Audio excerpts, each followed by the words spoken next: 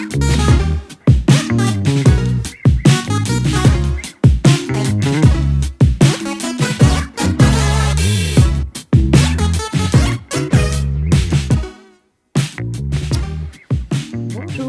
aujourd'hui on se retrouve pour une petite vidéo qui va être assez rapide pour comprendre comment on change une perle dans un tissé. Alors là j'ai pris un très vieux bracelet, j'avais fait pour une de mes filles qui est vraiment très très vieux, qui doit avoir 10 ans.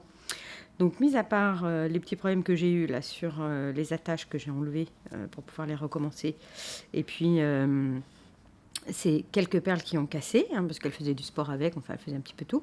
Voilà, mis à part ça, le bracelet a vraiment très très bien tenu. J'avais commencé à changer les perles cassées qui étaient ici pour vous montrer ce que ça va donner à la fin. Donc à la fin on va avoir ça en fait, ces perles qui seront remplacées, qui seront ici. Et puis ici, là, j'ai tout ce petit micmac de perles qui sont parties et que j'ai un peu cassé volontairement, un peu plus, pour montrer que c'est possible en fait de refaire intégralement le truc. Alors, comment on fait? Alors, la première chose à faire, c'est que, alors, je vous donne le procédé total, c'est que d'abord, on va tisser autour du trou pour maintenir les perles en position.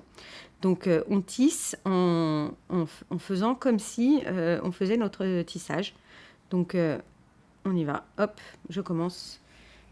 Ça va maintenir les perles en place parce que moi je coupe les fils à la fin parce que sinon la perle, elles vont rester en hauteur, elles vont pas pouvoir s'incruster. Si on laisse le fil en fait, si on ne le coupe pas, les perles vont pas pouvoir s'incruster correctement dans le tissé. Donc ça va être un petit peu moche, c'est pas du tout l'effet qui est recherché. On veut toujours avoir des tissés super plats, sinon ça va pas. Donc je fais bien le tour, je n'oublie pas de... Ah ben mince, je vais voir si... je n'oublie pas de perles. Ah, j'ai mis de la crème, alors ça marche plus très bien, là j'ai du mal à attraper mon aiguille. Hop.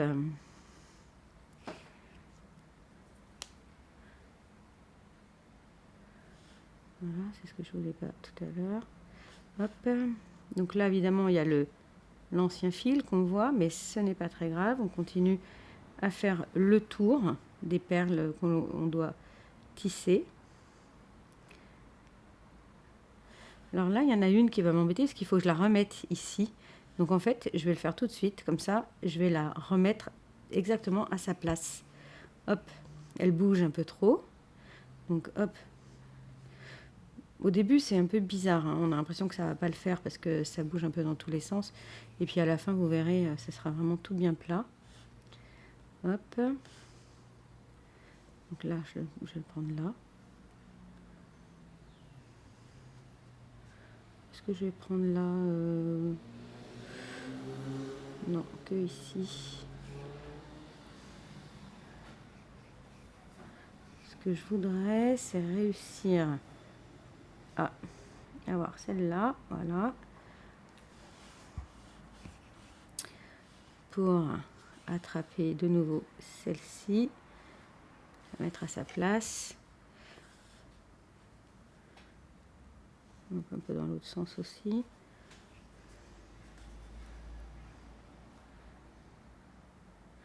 Voilà, elle commence à rentrer. C'est quasiment au début la partie la plus compliquée. Justement, c'est de faire en sorte que les perles elles se remettent bien dans le tissé. Hop, voilà, je fais le tour. Alors si j'ai les doigts tout noirs, vous vous dites peut-être, oh mon Dieu, elle a les doigts tout noirs. C'est normal, c'est parce que je suis en bijouterie aussi. Et en bijouterie, on se salit énormément les doigts, puisqu'on fait du polissage avec des cires spéciales, etc. Et ça nous fait des doigts absolument dégueulasses. Et là, j'ai déjà passé 1 heure à les nettoyer. Voilà, mais même si on fait de la bijouterie, moi j'ai toujours trouvé que la perle, c'était quelque chose d'absolument génial. Donc, voilà, j'ai fait le tour de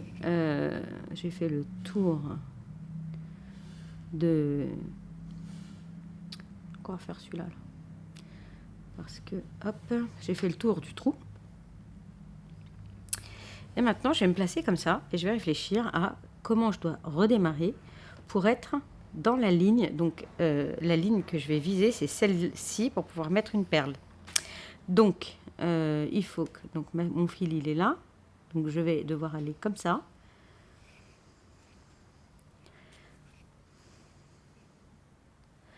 Hop. Ensuite, ici. Et je suis la ligne. Et en fait, je vais faire une ligne. Puis après, je vais faire l'autre. Hop. Donc là, je mets ma perle. Je suis déjà... Hop.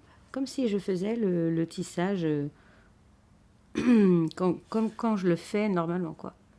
Ah, bah alors là, il y a un petit quick. Ah oui, parce qu'il y a le vieux fil. Voilà. C'est un peu ça qui est embêtant, c'est les vieux fils. Il faut essayer de les cacher, hein, le mieux possible. Voilà, après on va tout couper de toute façon. Hop, et là je prends une perle, je la prends, normalement il faut la faire blanche, hein, parce que, mais là je vais vous montrer,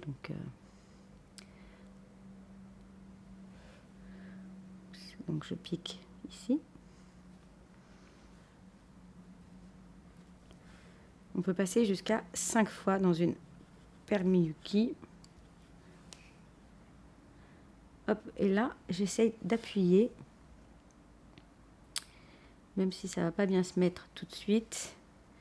On la casse du mieux qu'on peut. Mais dans la ligne, là, elle y est maintenant. Hein. Elle est dans sa ligne.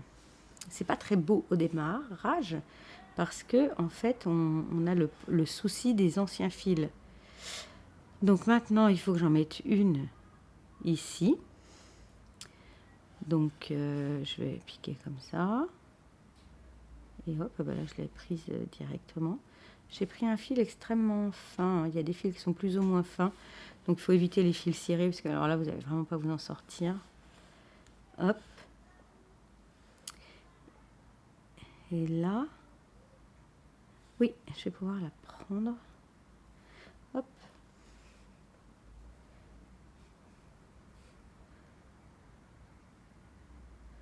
Voilà. Tout tranquillement. Alors, voilà. Hop. Hop, hop, hop, hop, hop, hop, hop. Je tisse. Elle y est. En fait, je fais un tissé dans le tissé. Et il y a bien le dessus et le dessous. Le dessous, pour l'instant, regardez, il y a encore les fils, les anciens fils qui se voient. Mais on va les couper. Et il n'y a aucun risque de les couper puisqu'on a fait le tour du trou. Donc, il ne faut pas avoir peur de ça. Il faut vraiment... il y en a plein qui me disent « Ah, mais si vous coupez, ça va tous défaire et tout. » Bon, non, en fait, parce que vous avez tissé dans le tissé. Et, vraiment, ça bloque les fils, etc. Donc là, j'ai la possibilité de prendre la perle rose. Donc, je vais le faire. Est-ce que je suis bien dans ma ligne? Oui, je vais faire comme ça. Hop. Le petit queue de cochon là, embête. Voilà.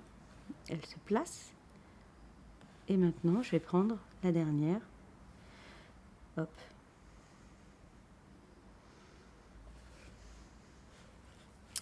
Et voilà. Alors, il y a toute une histoire de placement des perles après. Hein. Mais regardez, ça se place très très bien. Alors, une fois qu'on a fait ça, eh bien, il vous reste à retisser autour autant de fois que vous voulez. Vous retissez autour. Là, c'est ce que je vais faire pour vraiment le consolider, mais vous avez compris le principe. Hein. Et une fois que vous avez bien retissé autour, que vous avez passé dans les perles, que vous avez coincé le fil, eh bien, ici, tadam, petit ciseau, vous coupez les fils parce qu'ils sont moches. Moi, je les aime pas du tout quand on les voit comme ça, les fils. Alors, après, moi, je suis pas non plus pour les... Oups, bah, je vous voyais rien du tout. Je suis pas non plus pour les brûler parce que ça fait des petites boules roses. Il faut essayer de les couper à ras. Moi, je les coupe à ras. Et après, je fais sortir les perles comme ça. Voilà, comme ça. On retrouve le tissé plat qu'on aime, hein. Quand on fait des miyuki, c'est ce qu'on aime. Voilà. Là, quand même. Bon, là, je vais continuer à bien reprendre ici, parce que là, ça bouge, mais parce que je ne suis pas passée à cette fois. Hop. Voilà. Je coupe à ras. Donc, ça fait 2 petits... Bon, évidemment, dans la vraie vie, quand je refais une reprise comme ça, je le fais en blanc, hein, de la même couleur. En tout cas, je prends les bonnes perles. Là, je le fais comme ça pour que vous puissiez bien voir. Mais je ne sais pas si vous observez ce que ça rend, mais c'est parfaitement plat. Et là, là, ça bouge un peu. On voit que ça bouge un peu là. Et c'est parce que j'ai pas encore consolidé tout mon montage. Donc, voilà, je vais le faire.